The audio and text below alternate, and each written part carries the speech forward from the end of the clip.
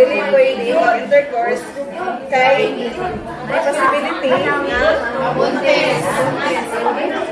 After, nag-try na siya, ito na kasabi